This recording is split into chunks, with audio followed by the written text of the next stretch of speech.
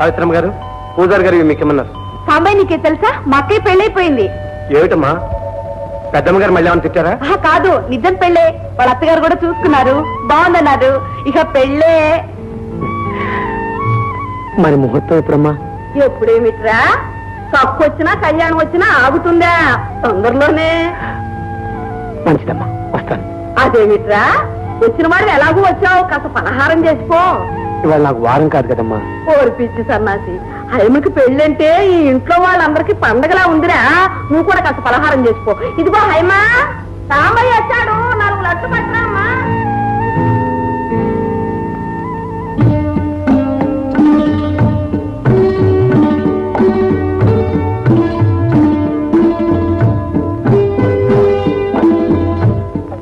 ఇవన్నీ నాకేనా అమ్మాయి గారు? అవునండి, మీ పెళ్లిగా. అమ్మాయి గారు ఇప్పుడే మహాలక్ష్మిలా ఉన్నారు. రేపు ఆ పసుపట్టలతో పారాణి కాళ్లతో కళ్యాణం బొట్టు పెట్టుకుని మంగళవాద్యాల మధ్య నడుస్తూ ఉంటే నా దృష్టి తగులుతుందేమో అమ్మాయి గారు. అది సరే, అబ్బాయి గారు చదువుకున్నవారేనా? ఆస్తి బాగా ఉందా? అయినా అవన్నీ పెద్దయ్య గారు విచారించి ఉంటారు అనుకోండి. కానీ అమ్మాయి గారు, మీరు మాత్రం ఏమైనా అడిగి తెలుసుకోవాలనుకుంటే నాతో చెప్పేయండి, నిర్మోహమాటంగా అడిగేస్తాను.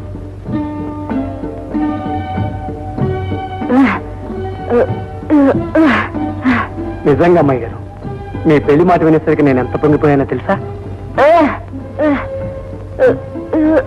కాదమ్మాయి గారు, మళ్ళీ మీ చేతి వంట తినే అదృష్టం నాకు ఎలాంటి కలుగుతుందో, అందుకని దాచుకుని ప్రసాదంలా దారి పొడుగున తింటూ వెళ్ళిపోతాను.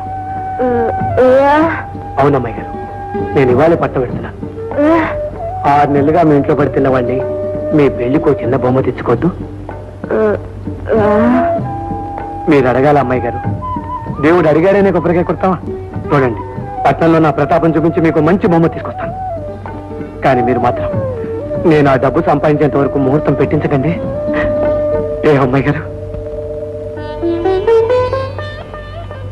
వెండి మూలు కొనుక్కోవడానికి నువ్వే వెంకటాచలపతి పట్రా?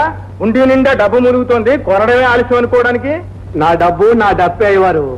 గొంతెత్తి ఆత్మనాదం చేశారంటే లక్ష్మీదేవి గల్లు గల్లు అంటూ నడిచొచ్చేదు. సరే, పెళ్లిలో బహుమతిగా ఏ వెండి గ్లాసో ఏ వెండి పళ్ళెమో ఇవ్వాలనుకుంటారు గాని ఈ వెండి మొగలు కొని ఇవ్వాలని కోరిక ఏమిట్రా? మీకు తెలియని దేవుంది అయ్యవారు. హైమమ్మ గారికి గజ్జలంటే ఆరో ప్రాణం. పుట్టింట్లో ఆ గజ్జలు ముట్టుకోవటానికైనా నోచుకోలేదు. కనీసం అత్తవారింట్లోనైనా ఆవిడ కోరిక తీరుతుందేమోనని. సరే, పట్నం ఎప్పుడు వెళ్తున్నావుట? ఇవాళ వెళ్తున్నా అయ్యవారు. ఎందుకైనా మంచిది, నువ్వు నా దగ్గర దాచుకున్న డబ్బు ఇస్తాను, పట్టుకెళ్ళి.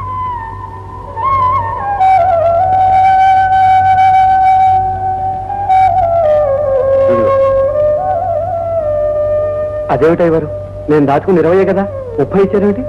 ఒరే సాంబా, నా దేవుడు మూగవాడే, నీ దేవత మూగదే. ఆ మూగదేవత కట్టే ముడుపులో నన్ను చేయవేయనీరా? అలాగే అయ్యవారు, నేను వెళ్ళొస్తాను. క్షేమంగా వెళ్ళిరా. జాగ్రత్త.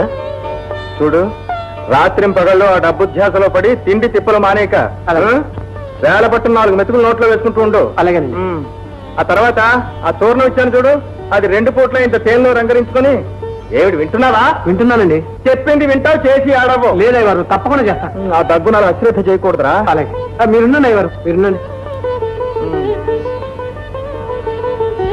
తర్వాత 2 రోజులకు ఒకసారి ఎలా ఉన్నావో ఏమిటో. తప్పకుండా వేస్తానండి. రే జాగ్రత్త. అలాగే.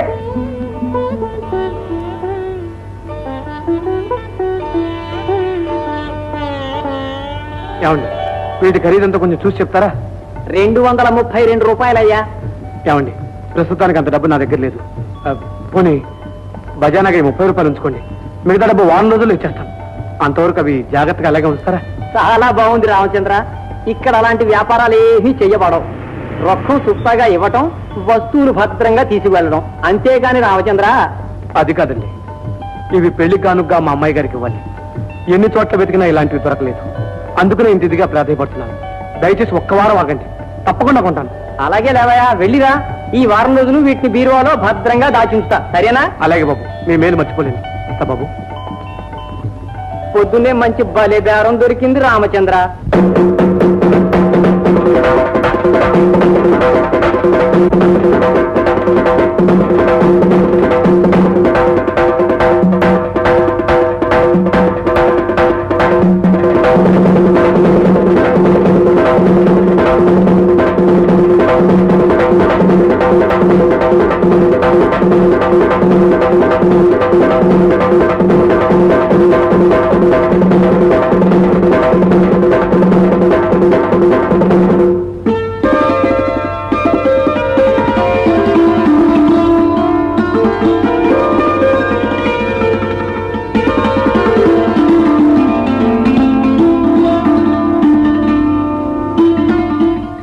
రెండు పెద్ద చెరువులు పశ్చిమ ఆసియాలో ఉన్నాయి.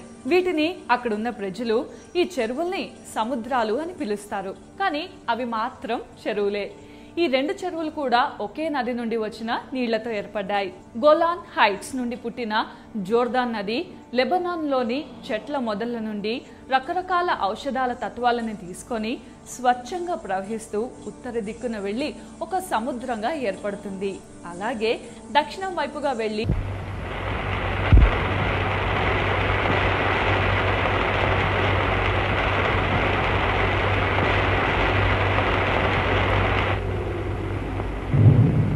ఎవరు ఈ రాత్రికి నీ మొగుణ్ణి